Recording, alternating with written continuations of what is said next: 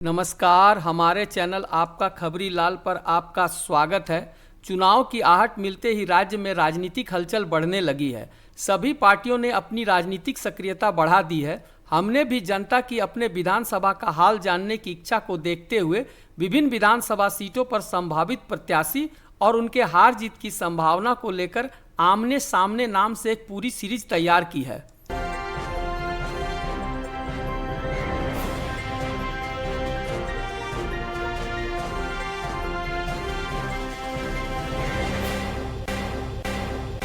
इसी क्रम में आज बात करेंगे रामगढ़ विधानसभा सीट की।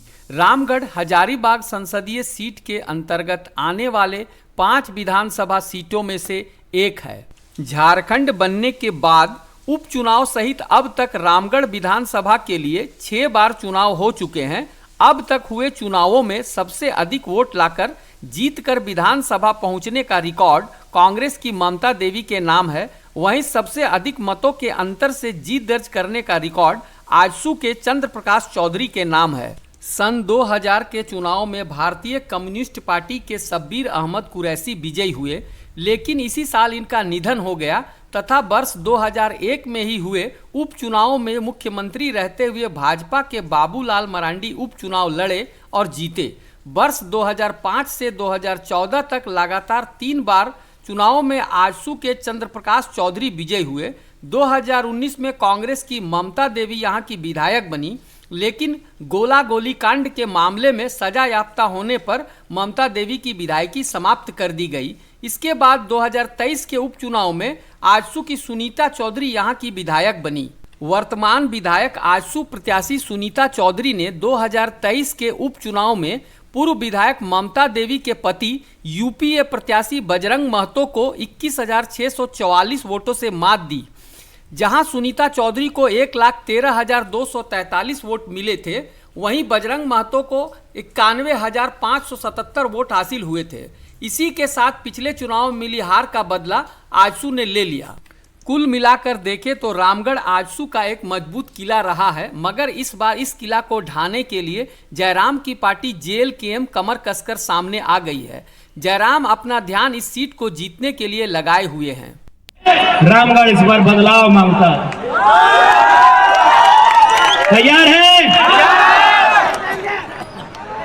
चुनाव चिन्ह याद है क्या? रामगढ़ से प्रत्याशियों की बात करें तो एनडीए गठबंधन की तरफ से यह सीट आजसू को मिलना तय है और सुनीता देवी यहां से आजसू उम्मीदवार होंगी। वर्तमान विधायक हैं, राजनीति में पूरी तरह सक्रिय हैं, मिलनसार हैं। रामगढ़ आजसू का गढ़ है ही, साथ ही सुनीता देवी की यहां अच्छी खासी पैठ भी है। धनबाद, गिरिडीह, हजारीबाग जैसे क्षेत्रों में चुनाव की बात हो और जयराम की जेएलकेएम का नाम न आए, ऐसा हो नहीं सकता। दूसरे प्रत्याशी के तौर पर जेएलकेएम उम्मीदवार का नाम लिया जा सकता है। इसी तैयारी में हाल ही में कांग्रेस की पूर्व विधायक ममता देवी के देवर और बजरंग महतो के भाई अमित महतो को जेएलकेएम में शामिल कर लिया गया है।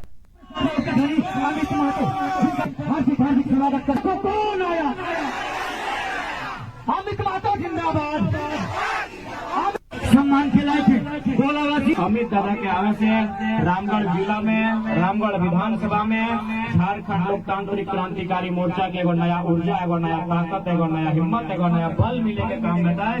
तो अमित दादा के बहुत बहुत हम स्वागत करें, आभार करें, अभिनंदन करें। जेएलकेएम से रामगढ़ प्रत्याशी बनने के लिए 32 लोगों ने फॉर्म भरा है। क्या अमित महतो जेएलकेएम के उम्मीदवार बन पाएंगे या किसी और को टिकट मिलेगा? हालांकि संभावना यही जताई जा रही है कि अमित महतो ही जेएलकेएम उम्मीदवार होंगे। उम्मीदवारी के लिए फॉर्म भरना बस राजनीतिक दिखावा लगता है। फॉर्म के आधार पर प्रत्याशी चुनने का काम हुआ तो जेएलकेएम शायद जयराम की एक सीट छोड़कर और कहीं भी जीत ना पाए।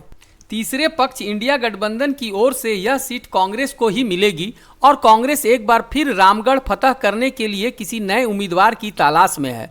2019 में विधानसभा चुनाव में ममता देवी ने जीत दर्ज की थी। हालांकि गोला गोली कांड में उनके खिलाफ कोर्ट का फैसला आने के बाद उनकी विधायकी जाने के बाद कांग्रेस ने उनके पति बजरंग महतो को टिकट दिया, लेकिन वो कुछ कमाल नहीं कर सके।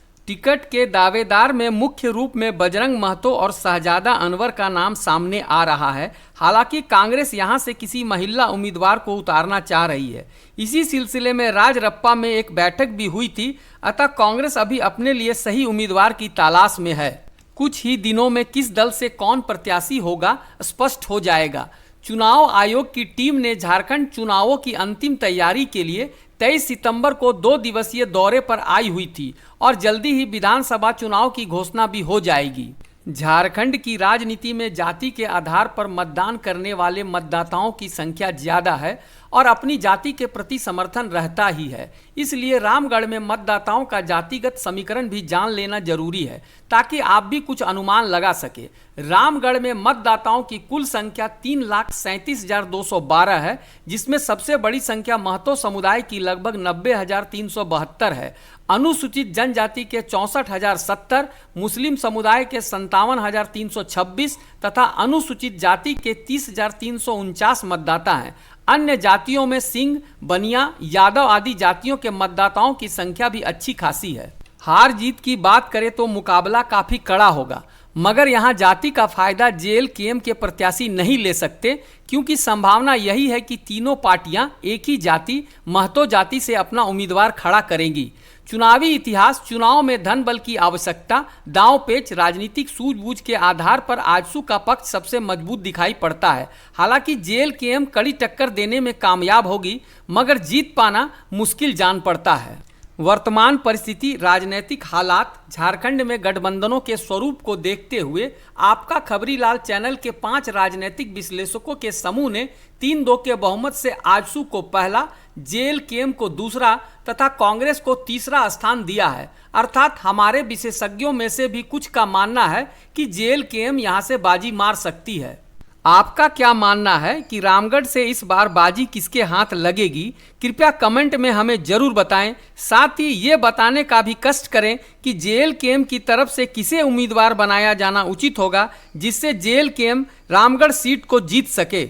अगर आपको हमारी खबर पसंद आई तो हमारे चैनल को सब्सक्राइब और लाइक कर ले। साथ ही अपने विधानसभा क्षेत्र की जानकारी चाहते हैं तो उसका नाम कमेंट में लिख दें।